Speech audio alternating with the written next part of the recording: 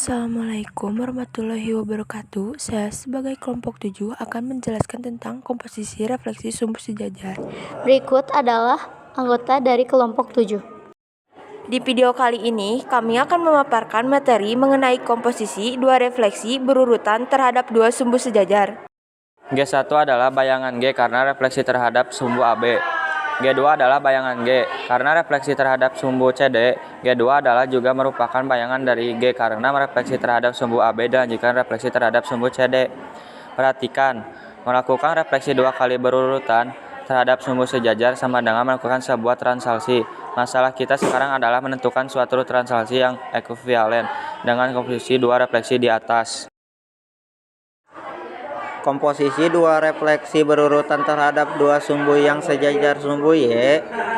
Misalkan titik P, X, Y dicerminkan terhadap garis X sama dengan M, kemudian dicerminkan terhadap garis X sama dengan N, maka diperoleh bayangan P aksen 2 kali N kurang M ditambah X, Y. Secara pemetaan dapat dituliskan seperti di gambar.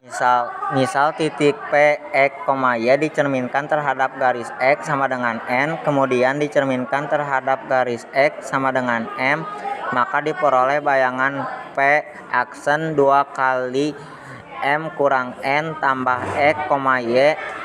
Secara pemetaan dapat dituliskan seperti di gambar. Komposisi dua refleksi berurutan terhadap dua sumbu yang sejajar sumbu X. Misalkan titik P, X, Y dicerminkan terhadap garis Y sama dengan A, kemudian dicerminkan terhadap garis Y sama dengan B, maka diperoleh bayangan P aksen X, 2 kali B kurang A ditambah Y. Secara pemetaan dapat dituliskan seperti di gambar. Lalu, misalkan titik P, X, Y dicerminkan terhadap garis Y sama dengan B, kemudian dicerminkan terhadap garis Y sama dengan A, maka diperoleh bayangan P aksen X, 2 kali A kurang B ditambah Y. Secara pemetaan dapat dituliskan seperti di gambar. Berikut adalah contoh soal 1.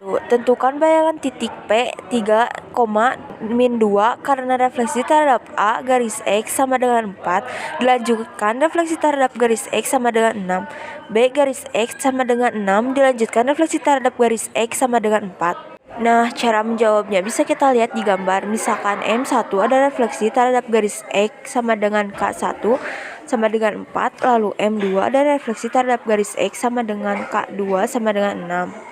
Kita jawab dulu yang A ya. Caranya, yang pertama P kali Y ditransaksikan oleh M2 sama dengan M1, di mana M2 adalah refleksi terhadap garis X sama dengan K2 sama dengan 6, dan M1 adalah refleksi terhadap garis X sama dengan K1 sama dengan 4, menjadi P1 2 dikali K2 min K1 ditambah E, Y. Selanjutnya, P3, min 2 ditransaksikan oleh M2 sama dengan M1, menjadi P1 2 dikali 6 kurang 4 ditambah 3, min 2 sama dengan P1 7, min 2.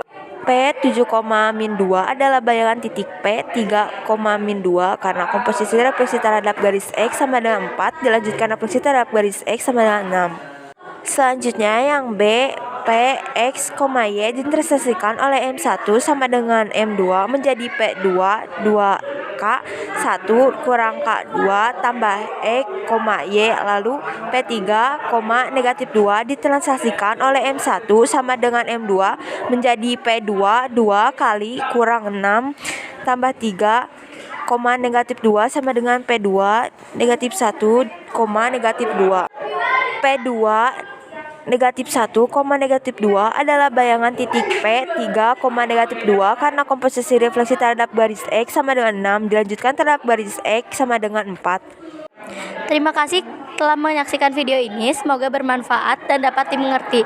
Mohon maaf bila ada kesalahan, dan forget to like, comment, and subscribe.